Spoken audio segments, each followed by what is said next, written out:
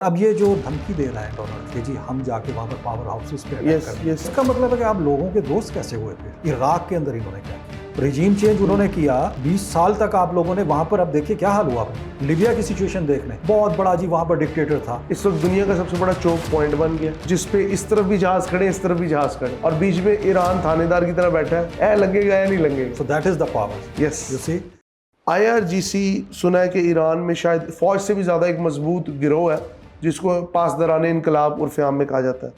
Secondly, इसी point के साथ मैं जोड़ूंगा रजा पहलवी का किरदार, जो कि मेरे हाल में रजा शाह पहलवी के बेटे हैं और अपने आप को खुद साख्ता क्राउन प्रिंस कहते हैं, और उनकी गाहे बगाहे स्टेटमेंट्स आती रहती हैं कि I am with the people of Iran, और वो एक पुराना झंडा जिसके ऊपर शेर बना हुआ है, पीछे सूरज बना हुआ है, depiction of the old Persian empire. क्या समझते IRGC पहलवी को आने देगी? किसी भी तरह का सॉफ्ट कॉर्नर मिलेगा कंट्री में? देखिए सबसे पहले तो हमें ये देखना चाहिए कि रजा पहलवी के खिलाफ जो इनकलाब आया था वो पीपल्स जो है ना, जिसे कह लें कि अपराइजिंग थी, लोग खड़े हुए थे। और वो खड़े क्यों हुए थे? आपको याद होगा कि 1951 के अंदर मोहम्मद मुसद्दिक की एक जिसे मैं समझता हूँ कि मोस्ट डेमोक्रेटिक गवर्नमेंट बनी थी। अब वो डेमोक्रेटिक गवर्नमेंट जो बनी थी वो पसंद नहीं आई थी वेस्ट को, ख़ास तौर पे बरतानिया को और अमेरिका को। उसकी वजह क्या थी कि वो कौमिया रहे थे, वो जो सारे जिसे कह लें कि ऑयल कंपनीज थी उन्होंने अपने कब्जे में ले लिया। जो इनका जो इंटरेस्ट था ऑयल का, जो सारी चीज़ों का, वो तो उसने ख़त्म कर दिया। उसके बाद आप कर देख लें कि CIA ने, उसके अलावा MI6, ये सारे लोगों ने मिलकर वहाँ पर वही अपराइजिंग करवाई और एक इलेक्टेड प्राइम मिनिस्टर को वहाँ से ख़त्म किया। और उसके बाद वापस रजा शाह पहलवी की हुकूमत, मतलब बादशाहत फिर से वो हुई, बट लोगों ने उसको एक्सेप्ट नहीं किया। यही वजह थी ना। और ये जो तेहरान के अंदर इनकलाब आया था, ये सिर्फ और सिर्फ रिलीजियस लोग नहीं थे उसमें शामिल। अच्छा, इसमें सारी सोसाइटी शामिल थी, वो आपके लेफ्ट के लोग भी उसके अंदर शामिल थे। ये तो अलग बात है कि बाद में जो है लेफ्टिस्ट राइट विंग के इनकलाब के लिए मौजूद सारे थे, नहीं वो इनकलाब के लिए मौजूद थे। ये तो जाहिर है कि फिर वो डोमिनेट कर गए, तो जो डोमिनेट कर जाता है वो गवर्नमेंट में आ जाता है। तो ये सारा चल रहा है। तो इस सारी कहानी को देखें कि अब अगर उसका बेटा अगर ये कह रहा है कि वो पॉपुलर है वहाँ पर, या वहाँ पर सारा कुछ है, कि there is a segment of society के वो जो हैं उसके साथ थोड़े से, but that is not a big, जिसे आप कह लेंगे इतनी बड़ी पॉपुलेशन नहीं है कि जो वो वापस उसकी तरफ जाना चाहेंगे।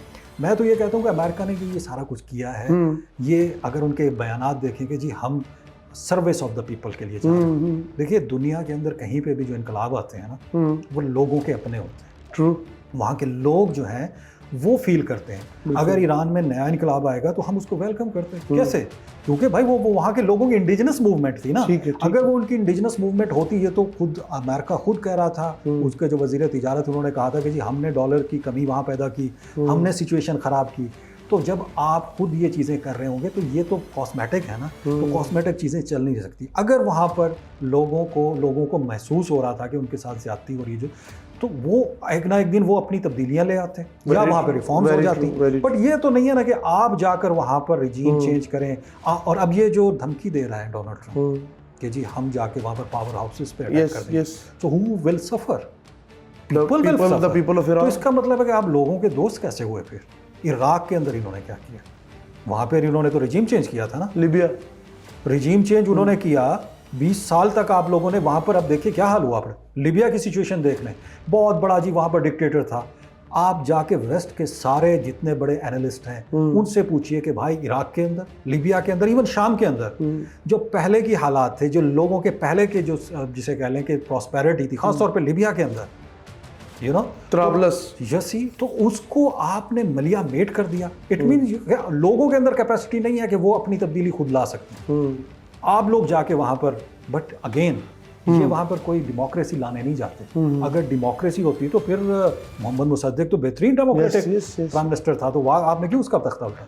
अच्छा, अभी आपने बात की ऑयल एक्सपोर्ट्स की, ऑब्वियसली इसमें हम स्ट्रेट ऑफ हॉर्मुज़ को निगेट नहीं कर सकते, फॉरगेट नहीं कर सकते।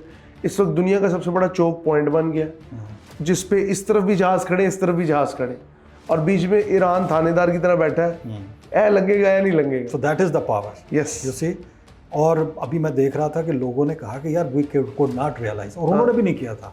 डोनाल्ड ट्रम्प ने क्या किया, तो सुना ना, वी वॉन द वॉर, हमने उनको खत्म कर दिया, सारी नेवी खत्म कर दी, उनकी एयरफोर्स खत्म कर दी, उनका ब्ला ब्ला ब्ला।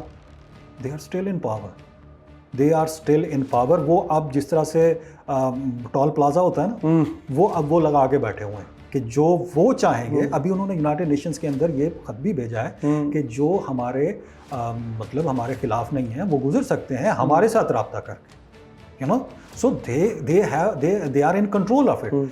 जो सऊदी अरेबिया है या गल्फ कंट्रीज है उनके पास अल्टरनेट अल्टरनेट क्या है? बाबुल मंदर मौजूद है। देखिए उन्होंने एक पाइपलाइंस के ज़रिए से वहाँ पर ऑयल तो वहाँ पर भेज रहे हैं कि जी वहाँ से वो ऑयल को दूसरे स्ट्रेट ऑफ हॉर्मुज के अलावा वहाँ से कर सकते हैं। ठीक। बट अगेन अगर ये वार कंटिन्यू रहती है तो who will stop Iran from even attacking there? Who will stop Houthis जो कि वहाँ पर मौजूद है, उनको किस तरह से आप रोक सकेंगे? ठीक है। तो इसके लिए अब ये सिचुएशन बड़ी मुझे कह लें कि क्रिटिकल है। उसकी वजह ये है कि पूरे का पूरा गल्फ सिर्फ और सिर्फ बाबुल मंदर से, या जिसे आप कह सकते हैं कि ये हरमुज से सिर्फ आपको ऑयल नहीं जाता, खुराक भी तो जाती है ना। Millions of people are dependent on जिसे कह लें फूड। तो वो सप्लाई अगर रुकती है तो गल्फ में प्रॉब्लम हो जाएगा। एंड मोस्ट इम्पॉर्टेंट थिंग, ये अगर मुआहदा होता है या नहीं होता, ईरान पूरे कंट्रोल में है। ठीक है। जो इन्होंने कोशिश की थी कि हम उसको घुटनों पे ले आएंगे, देखिए नुकसान बहुत हो गया है। उनकी पूरी की पूरी इन्होंने एक तरह से लीडरशिप को ख़त्म किया, एलिमिनेट हो गई, उनके एसेट्स को बहुत ज़्यादा नुकसान पहुंचाया, इकोनॉमी को। Still they are in control. तो इसका मतलब ये है कि अब ये जो अगर डोनाल्ड ट्रंप की अगर आप सिचुएशन देखें, उसकी जो स्टेटमेंट आ रही थी अभी बड़ी इंटरेस्टिंग थी। कह रहा था कि जी वो अब मोर देन रेडी हैं डील करने के लिए। आज भी आई है यू सी कि वो मोर देन रेडी हैं डील करने के लिए, लेकिन वो डरते हैं कि अगर उन्होंने डील कर दी तो उनके अपने लोग नहीं छोड़ेंगे। और आगे कहता है कि वो ये भी डरते हैं कि अगर वो डील नहीं करते तो हम भी उन्हें नहीं छोड़ेंगे। तो वो ये कह रहा है कि जी वो कंप्रोमाइजिंग स्टेट में है।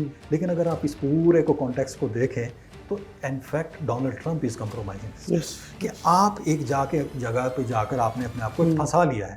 अब आप निकलने की कोशिश कर रहे हैं, अब आपके मिड टर्म इलेक्शन खड़े हैं, अब आपकी पूरी की पूरी जिसे कह लें कि सेकंड टर्म आपने जो है ना, जो जिसको उसके बाद जो है ना वो पूरी की पूरी पार्टी का मसला है, तो आपने तो पूरे के पूरा अपना दाव पे लगा दिया। How long can you continue this war? That is the biggest question.